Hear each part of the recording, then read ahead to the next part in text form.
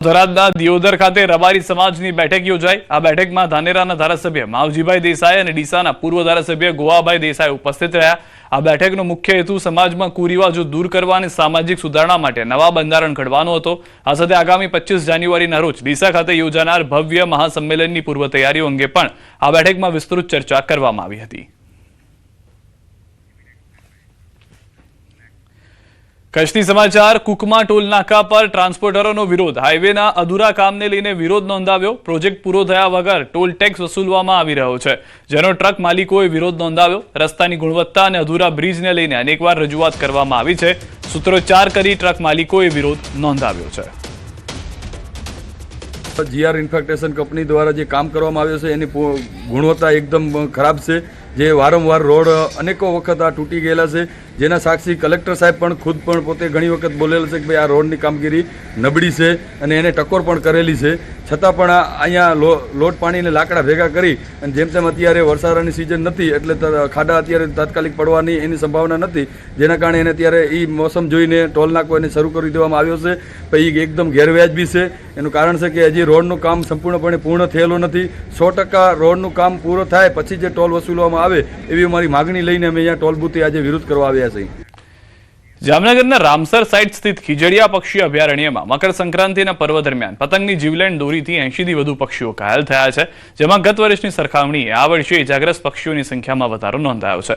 પતંગબાજીના ઉત્સાહ વચ્ચે રસ્તાઓ, ઝાડ અને વીજળીના થાંભલાઓમાં ફસાયેલા દોરા અબોલ પક્ષીઓ માટે સજારૂપ સાબિત થઈ રહ્યા છે, જેના કારણે વાસી ઉત્તરાયણની બપોર સુધીમાં વિવિધ પક્ષીઓ ગંભીર રીતે ઇજાગ્રસ્ત હાલતમાં મળી આવી છે। હાલમાં આ તમામ પક્ષીઓને બચાવવા માટે ખીજડીયા પક્ષી અભયારણ્ય ખાતે સારવાર આપવામાં આવી રહી છે। ઉત્તરાયણના તહેવારને લઈને જામનગર શહેર જિલ્લામાં 80 થી વધુ પક્ષીઓ છે તે દોરીથી ઘાયલ થયા છે। પતંગ ઉડાડવાની સજા પક્ષીઓ માટે ક્યાંક ને ક્યાંક જે પ્રકારે દર્દનાક છે તે સાબિત થઈ છે। જે પ્રકારના દ્રશ્ય આપ જોઈ રહ્યા છો, જામનગરના ખીજડીયા પક્ષી અભયારણ્ય ખાતે શહેરમાં જે વિવિધ જે પક્ષીઓ છે તે ઘાયલ થયા છે તેની સારવાર હાલ કરવામાં આવી રહી છે।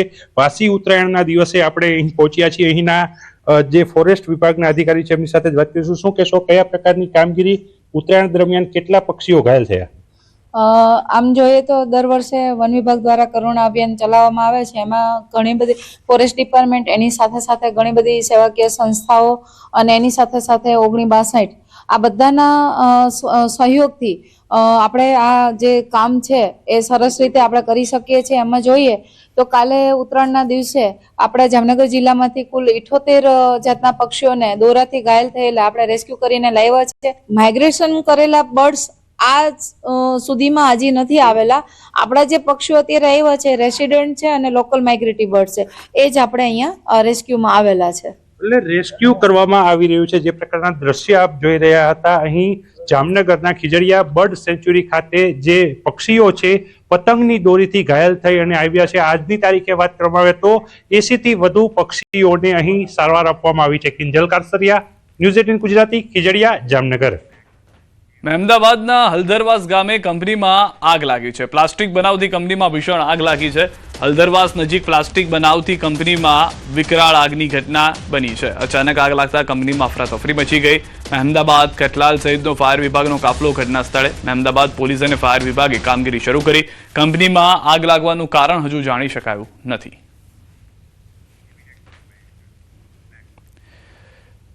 ગાંધીનગરથી સમાચાર। કાર અકસ્માતના સીસીટીવી। જુંડાલ પાસે મર્સિડીઝ કારનો અકસ્માત થયો છે। અકસ્માતના સીસીટીવી ફૂટેજ આવ્યા છે સામે। એક્ટિવા ચાલકને અડફેટે લેતા થયો હતો અકસ્માત થતા રોડ પર થયો હતો ભારે ટ્રાફિક જામ। ઘટના સ્થળે પહોંચીને ટ્રાફિક પોલીસે હાથ ધરી હતી કાર્યવાહી। દ્રશ્યો પણ આપ જોઈ રહ્યા છો। કાર અકસ્માતના જે સીસીટીવી છે જેમાં જોવા મળી રહ્યું છે કે લાલ રંગની ગાડી જે છે તે પાછળથી ટક્કર મારે છે। બાઇક ચાલક છે તે સીધા જ તેના બોનેટ પર પડે છે અને ત્યારબાદ જુંડાલ પાસે આ મર્સિડીઝ કારના અકસ્માતને લઈને પોલીસને જાણ થતા પોલીસ ઘટના સ્થળે પહોંચી હતી। સુરતમાં પતંગની દોરીના કારણે એક જ પરિવારના 3 લોકોના મોત થયા છે। જિલ્લાની બ્રિજ પર બાઇક પર જતા પિતા પુત્રીનું મોત થયું છે। સારવારમાં માતાનું પણ મોત નીપજ્યું છે। દોરી વાગતા એક જ પરિવારના 3 લોકોના મોત થયા છે। બ્રિજ પર પતંગની દોરી આવી જતા અકસ્માત સર્જાયો હતો। પિતા બાઇક પરથી નીચે પટકાયા હતા। બાઇક બ્રિજ નીચે પાર્ક કરેલી રિક્ષા પર પડી હતી। માતાને ગંભીર હાલતમાં ખાનગી હોસ્પિટલમાં ખસેડાયા હતા।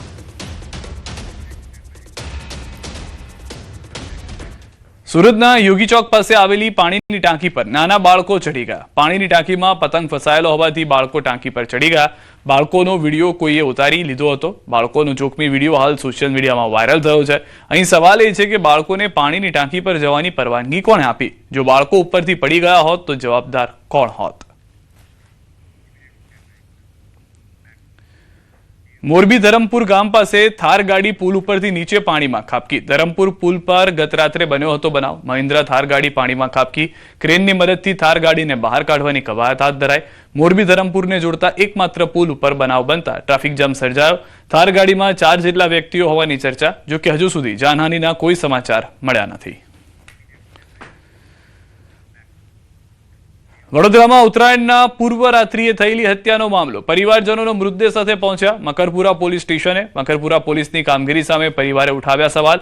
પોલીસે હજુ મુખ્ય આરોપીઓની ધરપકડ ન કરી હોવાનો આક્ષેપ. પોલીસે તમામ આરોપીની ધરપકડ કરાવવા આપ્યું આશ્વાસન. જશોદાનગરમાં અનુપ પટેલની થઈ હતી હત્યા. 20 થી 25ના ટોળાએ ઢોર મારી કરી હતી હત્યા.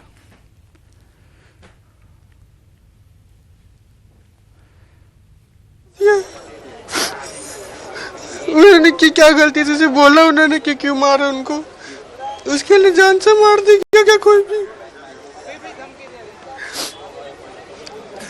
मेरे से यही मांग है अब कि उनको फांसी होनी चाहिए, जो 20 के 20 लोग थे, और कोई मांग नहीं है मेरी। अभी 2 मेन आरोपी नहीं पकड़ाए हैं, उनको भी पकड़ो तभी तो पुलिस का दबदबा होगा, नहीं पुलिस का दबदबा किसी के ऊपर नहीं होगा। क्यों मारे? बिना गलती के मारे, अपने घर पे थे, अपने घर पे लोग फिर कैसे रहेंगे आज अगर पुलिस वाले का दबदबा नहीं होगा तो। यही मेरी मांग है कि उनको पकड़े, उनको हाजिर करे, उनको फांसी की सजा उनको भी दे। જે ફરિયાદી છે તેમની રજૂઆત હતી અને જે નામ એમણે આપ્યા છે કે ત્યાં જે ઘટના બની હતી, ઘટનામાં જે ઝપાઝપી થઈ હતી અને જે મારામારી થઈ હતી તેમાં ઘણા માણસો ઇન્વોલ્વ હતા તેવું એમનું કહેવું છે. તો તેમની રજૂઆતને આપણે ધ્યાને રાખી છે અને એમના કહેવા મુજબ જે એમણે નામ આપ્યા છે તેમના વિરુદ્ધ પણ યોગ્ય તપાસ કરવામાં આવશે. આપણે જે પોસ્ટમોર્ટમ કરવામાં આવ્યું છે તે પણ પેનલથી અને મેજિસ્ટ્રેટની હાજરીમાં પેનલ પીએમ કરવામાં આવ્યું છે. તો જે પીએમ રિપોર્ટ આવશે તેને પણ ધ્યાને રાખવામાં આવશે. આજુબાજુ સીસીટીવીની પણ તપાસ ચાલુ છે. સુરતમાં 2 વર્ષથી ફરાર આરોપી ઝડપાયો છે. મહેદરપુરામાં પકડાયેલા 33 કિલો ગાંજા કેસમાં પોલીસે કરી છે કાર્યવાહી. ગાંજાનો મુખ્ય સપ્લાયરને ઓરિસ્સાના ગંજામથી ઝડપી પાડ્યો છે. ફરાર મુખ્ય સપ્લાયરની સુરત ક્રાઇમ બ્રાન્ચે કરી ધરપકડ. પોલીસે આરોપીને કર્યો હતો વોન્ટેડ જાહેર. આરોપીએ ઓડિશામાંથી ગેરકાયદેસર રીતે ગાંજો સુરત મોકલતો. પોલીસે હાલ આરોપીની ધરપકડ કરી વધુ કાર્યવાહી હાથ ધરી. યાત્રાધામ અંબાજી ખાતે સાધુ સંતો દ્વારા છેલ્લા 3 વર્ષથી મકર સંક્રાંતિના પવિત્ર પર્વે શાહી સ્નાનની એક નવી પરંપરાનો પ્રારંભ કરવામાં આવ્યો છે. આ વર્ષે પણ ગુજરાત અને રાજસ્થાનથી મોટી સંખ્યામાં સાધુ અને સંતો ભવ્ય શોભાયાત્રા અંબાજીથી કોટેશ્વર પહોંચી હતી, જ્યાં હર હર મહાદેવના નાદ સાથે સૌએ પવિત્ર ગૌમુખ કુંડમાં આસ્થાની ડૂબકી લગાવી હતી. તલવારબાજીના કરતબો અને 8 થી 10 વર્ષના બટુક સંતો આ આકર્ષણનું મુખ્ય કેન્દ્ર બન્યા હતા. અંબાજીમાં નીકળેલી સાધુ સંતોની પદયાત્રાને લઈને સમગ્ર અંબાજીમાં ભક્તિમય માહોલ સર્જાયો હતો. સરસ્વતીજીનું ઉદ્ગમ સ્થાન છે કોટેશ્વરની અંદર. શાહી જુલુસ પાલકી સવારી ભગવાન સિદ્ધ ગણેશની ધરમ ધજા ડંકા નિશાનની સાથે વિધિવત મહાત્મા સંતો ભભૂતિ ધારણ કરીને ભગવા વસ્ત્રની અંદર આચાર્ય પીઠાધીશ્વરો મંડલેશ્વરો સુસજ્જ રીતે ટ્રેક્ટરની અંદર હોદાઓ પાલકીઓની સાથે અંબાજીના શાહી માર્ગ ઉપર નીકળી અને શાહી સ્નાન અમૃત સ્નાન કરે છે. તો અંબાજીમાં સર્જાયો છે આ ભક્તિમય માહોલ. દ્રશ્યો